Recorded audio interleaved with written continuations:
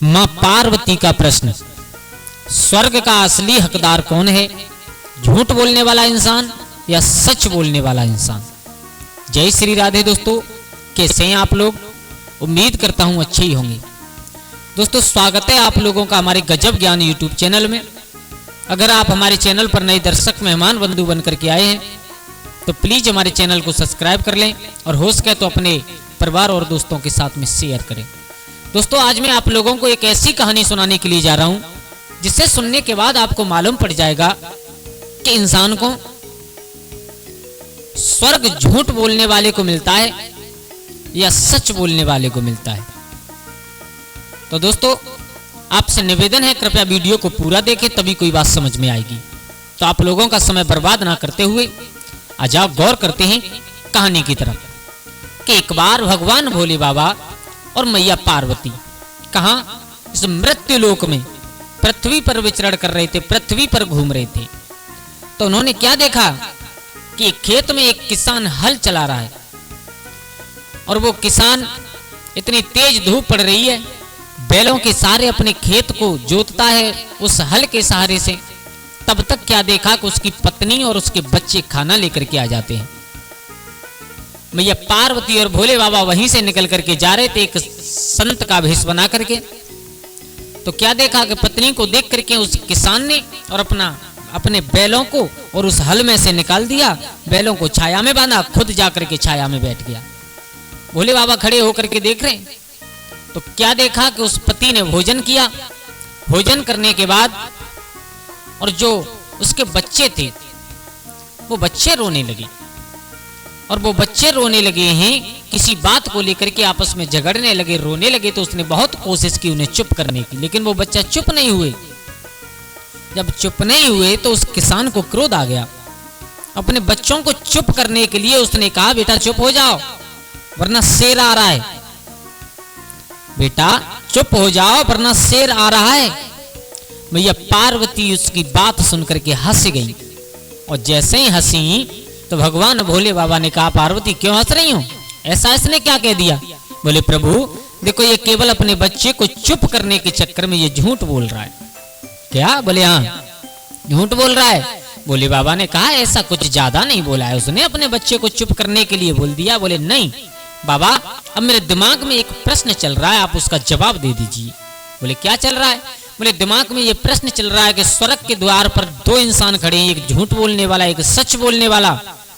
अब आप बताइए कि वो स्वर्ग का द्वार किसके लिए खुलेगा, झूठ बोलने वाले के लिए या सच बोलने वाले के लिए।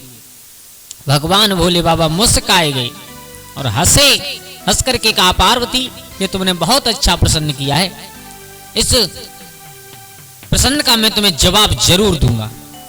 भगवान भोले बाबा कहने लगे, आज मैं तुमको एक ऐसी कहानी सुनाने के लिए जा रहा हूं जिसे सुनने के बाद आपको खुद पर खुद समझ में आ जाएगा कि स्वर्ग का हकदार कौन हुआ।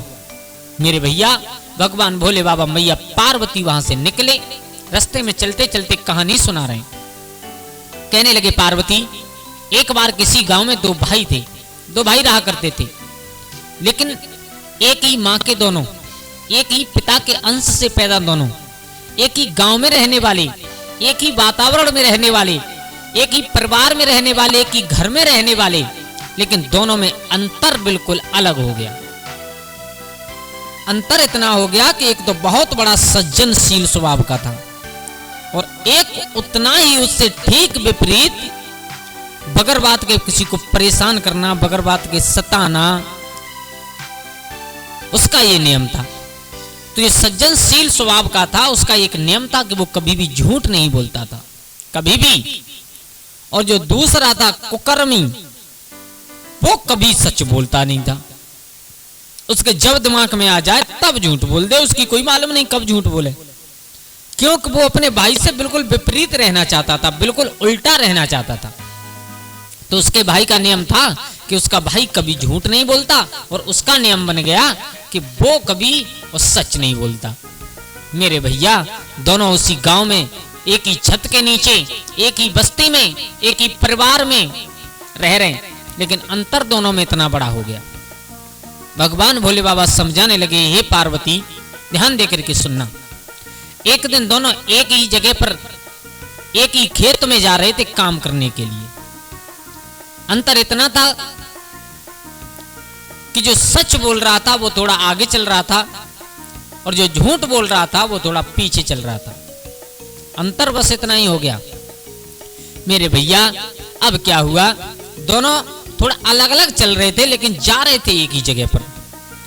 तब तक क्या हुआ कि जंगल में और किसी एक कसाई ने एक बकरी को पकड़ लिया और उस बकरी को काटना चाहता है। मेरे भैया आप लोग जानते हो कि जो मरता है वो क्या नहीं करता, तो वो बकरी और किसी भी प्रकार उस कसाई से हाथ से छूट करके भागने लगी। जहां पर दोनों भाई जा रहे थे उन दोनों के पास से होकर के गुजरी दौड़ती हुई चली गई आगे के लिए। और तब तक क्या हुआ कि पीछे से दौड़ता हुआ और वो कसाई भी आ गया। तो सबसे पहले झूठ बोलने वाला मिल गया और जैसे ही झूठ बोलने वाला मिला तो उस झूठ बोलने वाले से कहा है भैया तुमने और इधर से मेरी बकरी को जाता देखा है? तो वो झूठ बोलता था, उसके दिमाग में आ जाए तब झूठ बोल दे, जब दिमाग में नहीं आए तो सच बोल दे, उसकी मर्जी। तो एकदम उसने झूठ बोल दिया कि गई तो वो पूर्व दिशा में, लेकिन बता दिया कि वो पश्चिम दिशा की तरफ दौड़ गई। मेरे भैया भगवान भोले बाबा समझा रहे मैया पार्वती को कि उसने बता दिया कि वो इधर नहीं इधर गई है। झूठ बोल दिया, पूर्व दिशा की तरफ बकरी दौड़ करके गई थी लेकिन बता दिया पश्चिम दिशा में। और तब तक आगे वो मिल गया जो सच बोलता था।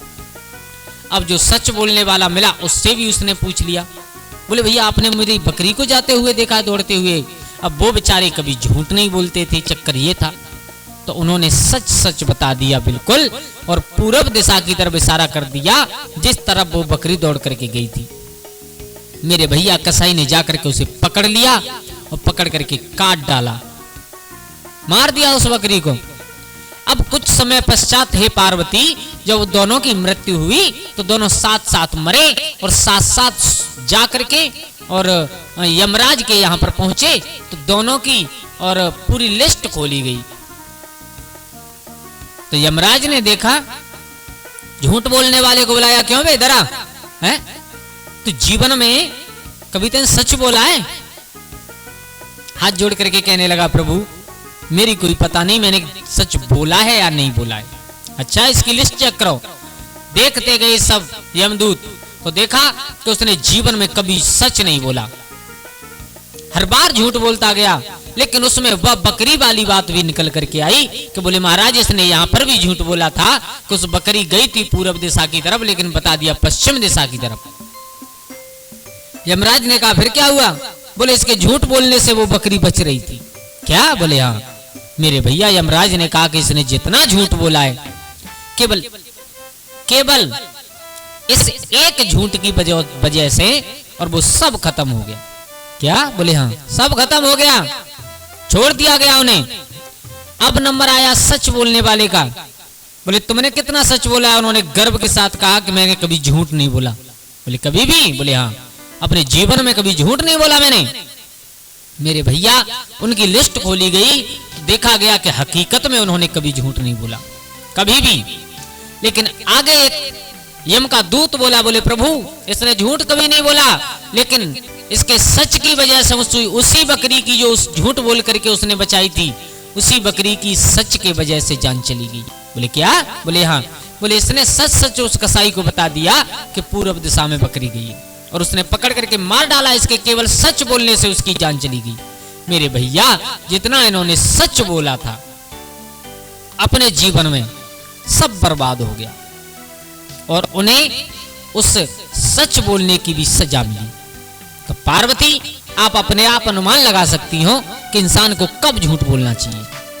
इंसान को झूठ बोलना चाहिए थोड़ा बहुत, लेकिन कब बोलना चाहिए? इंसान को झूठ जब बोलना चाहिए अगर तुम्हारे झूठ बोलने से किसी की जान बच रही है, किसी दुखिया के प्राण बच रहे हैं तो तुम झूठ बोल दो, कोई दिक्कत नहीं। और इंसान को सच कब बोलना चाहिए, इंसान को झूठ कब नहीं बोलना चाहिए? तो इंसान अपने थोड़े से लालच के पीछे कभी भी झूठ नहीं बोलना चाहिए। केवल अपने थोड़े से लालच के पीछे जो लोग झूठ बोल जाते हैं उन्हें उसकी सजा जरूर मिलती है।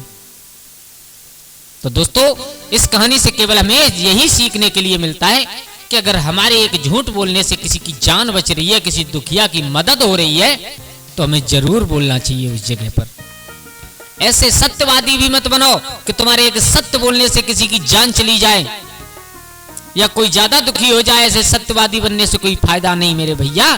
तो इस कहानी से केवल हमें यही सीख मिलती है कि अगर हमारे झूठ बोलने से किसी का थोड़ा बहुत किसी की जान बच जाए तो हमें जरूर झूठ बोलना चाहिए। और अगर हम थोड़े से लालच के पीछे हम झूठ बोलते हैं तो उसकी सजा हमें जरूर मिलती है। दोस्तों, कैसी लगी आप लोगों को हमारी ये कहानी? अगर अच्छी लगी हो तो प्लीज हमारे चैनल को सब्सक्राइब कर ले, क्योंकि हम नई नई वीडियो ज्ञानवर्धक आप लोगों के सामने लेकर के आते हैं। तो हो सकता है किसी वीडियो को का कुछ सुन करके शायद आपके जीवन पर कोई असर पड़े। आज के लिए बस इतना ही। कल फिर मिलते हैं किसी एक नई कहानी, एक नई चर्चा के साथ। तब तक के लिए सभी लोग आनंदित रहिए, खुश रहिए। जय श्री राधे, जय श्री राम।